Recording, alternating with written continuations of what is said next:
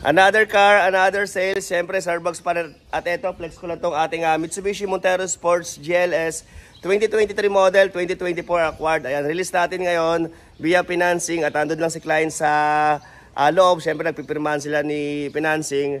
At ito, ini-stencil lang natin yung unit. Siyempre, alam nyo naman pag ako nagbebenta. Kasi gusto ko, bukod sa safe tayo sa kotse, siyempre, dapat safe din tayo sa mga papel. So, sinasama natin palagi yung transfer. At shoutout kay Kuya, ito yung tagalakad natin. Siyempre, siya rin yung aming taga-check. Kapag may kukunin kaming unit, ayan, tinatawag namin sa kanya para ma-verify natin yung mga papel kung okay ba siya, kung may mga huli o kung ano pa man, para safe tayong lahat. Okay, so pasilip ko lang itong Mitsubishi Montero Sports natin, siyempre. At ayan, siyempre, ni-stencil pa rin. So, sa loob na lang muna, pasilip ko lang sa mga nakaka-interest.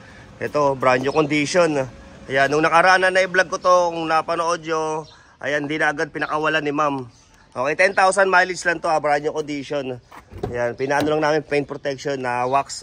So, ito yung kanyang lobo. So, ayan, naka-leather seat. Siyempre, dahil followers ko si mama, madali na matay ako usap. Ito, nilibre ko na siya ng, ng leather seat para dito sa Montero, para siyang yan, naging black edition. Yan, naka-plastic pa yung kanyang monitor. Yan, 2023, 2024 acquired Mitsubishi Montero Sports GLS automatic. So, ayan, diesel engine. Okay, 10,000 lang yung mileage na ito. Ito, nakita nyo naman yung pagkakuha ko. Ayan, sa Pasig namin ito nabili. Okay?